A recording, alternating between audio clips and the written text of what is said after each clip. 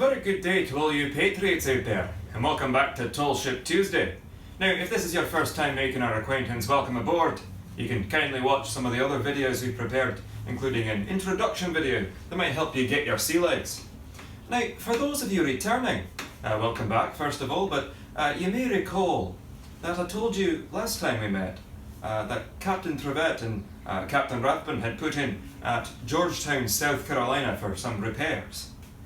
Now, think back a little bit further. You may recall I had told you a tale of Providence's encounter with the ship Mary, and how we had wanted to take her prize a little while back, and it did not go quite to our advantage. We lost our sailing master in that encounter, and so we had to let Mary go, although we did take a smaller vessel as a consolation prize. Well, that was the end of one tale and the beginning of another. Now, I have received another letter from Captain Trevett, and here it is now. So, while ashore at Georgetown, Captains Rathbun and Trevett happened to be in a local coffee house, where they had perchance meeting with Captain Nicholas Biddle and a merchant captain of his acquaintance.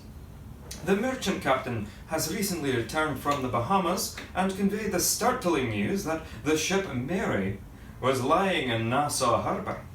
According to him, Mary was damaged from an encounter with a reef off Jamaica. Her ammunition stored in one of the forts, and her captain ill and ashore. I'm quite certain that Captains Rathbun and Trevett may have looked upon this as a chance for some revenge. The arguments in favour were significant. Their enemy was helpless in a port that was lightly defended. Furthermore, the captain claimed that much of the island was in sympathy with the American cause, and thus unlikely to aid the British ship or crew. If they could just gain control of the two forts, mayhaps through a second mission by Trevett and his marines, Providence could sail in, capture all the shipping in the harbour, and take the arms and munitions that had replenished the fort. The prize money would be extraordinary. The arguments against were significant as well, to be sure.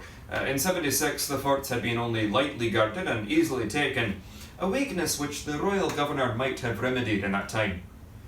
The forts themselves were solidly built, surrounded by a stockade fence, and fortified with 18-pounders. Still, the possibility of success could not be denied. Rathbun began to outline a plan to Captains Trevett and Biddle. Trevett was not immediately convinced, and Biddle called it a downright presumption. Biddle promptly offered Trevett berth aboard his own ship, and I believe Trevett would have accepted, had not Rathbun flatly refused to release him. Rathbun recounted the failures of the previous mission, then determined how he would overcome them, convincing himself, though not the others, that it could be accomplished. Now, the John Rathbun I know is no fool. He asked many questions of the captains. He learned that the current governor was but recently appointed, had no regular British troops to call on, and kept only a few local militiamen at the two forts. He also learned that no Royal Navy vessels were stationed in the harbour, and the principal protection appeared to be provided by a single 16-gun privateer that patrolled the waters between Jamaica and Nassau. With luck, she'd be nowhere nearby when Providence arrived.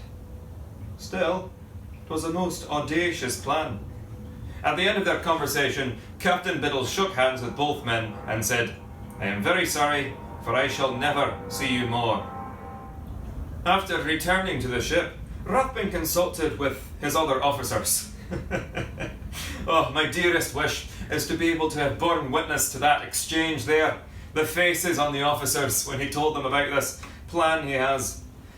I'm certain, however, that Rathbun reminded them not only of the glory that would be theirs, but also of the prize money. And in the end, they did agree to the mission. And so preparations began, and supplies were brought aboard. Wood, water, provisions, and a fine new flag. The stars and stripes. For them to raise over the fort if they are successful. Could you imagine? Rathbun will be celebrated throughout the land, certainly. Alas, I do not know yet what has transpired. For that we must wait until the next letter arrives. But I am certain that you will return to hear what happens next. In the meantime, let's ponder this.